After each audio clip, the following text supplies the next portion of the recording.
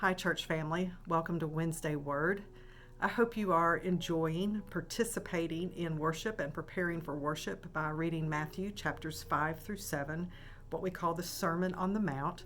We started this past Sunday with the Beatitudes, and you noticed the word blessed. And some of your translations have the word happy. Happy are those who, whatever. Instead of blessed are those. Really, those words mean the same thing. It's being translated from the same word. And there was a sense in contemporary translations that the word happy more accurately captures the meaning of what we traditionally translate as blessed. And some of that, I think, has to do with just cultural changes and connotations, that the word blessed has sounds more religious and like, oh, I could never be blessed, I could never attain that. Where I hope we heard Sunday that being blessed, God's blessedness, is a gift, and it's not something we attain, but something we receive when we live into God's word and recognize who we are as God's people. The word happy conjures up that joyfulness that we feel when we are in that relationship with God.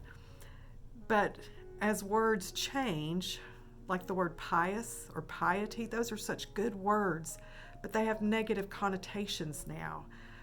We would all be better off if we were more pious, if we practiced piety. And maybe that'll be a lesson for another day. Look that word up. But the word happy now in our day and time, I think has become so shallow and fleeting. You know, are you happy? Yeah, I guess I'm happy. Oh, Cracker Barrel has blackberry cobbler today. I'm so happy. Oh, you're out of blackberry? Okay, do you have peach? Okay, I'll take peach. You know, that happiness seems such to be based on such a whim, how I'm feeling, what kind of mood I'm in, what's going on around me, who's with me, what's going on in the world. And the sense that we want to get from that word, God's blessing, God's gift, blessedness, is that regardless of what is going on, you are blessed. You know who you are, you know you belong to God, and there is a sense of well-being, there is a sense of peace, there is a assurance of where your security comes from, and it is in nothing else but God's presence, God's grace.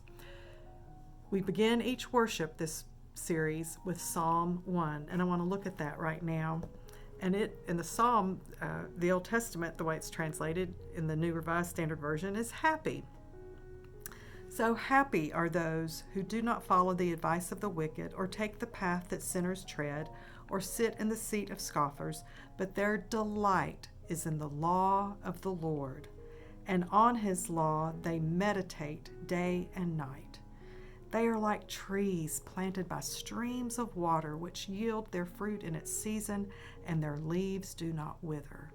There is that sense of well-being, deeply rooted, getting that life source from God and from nothing else.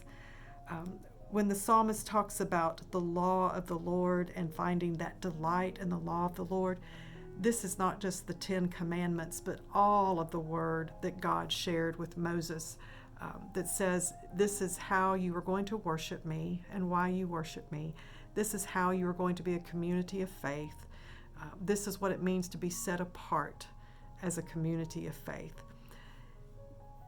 We chose this psalm as a prelude to worship each week because Jesus is going to be talking about the law. The Beatitudes was really a description of himself, a description of what it is like to be in the citizenry of the kingdom of God. And then he'll talk about salt and light. You'll hear that next Sunday. And he says, I come not to abolish the law and the prophets, but to fulfill. And then everything after that is he references the law. And so it's important for us to think about, what does that mean? I invite you to spend some time this week thinking about and meditating on Psalm 1. Where How deep do your roots go? Are you drinking up life-giving water? Do you find your security, your peace, your wholeness, your blessedness, your happiness in God? I look forward to seeing you on Sunday as we worship again. Take care.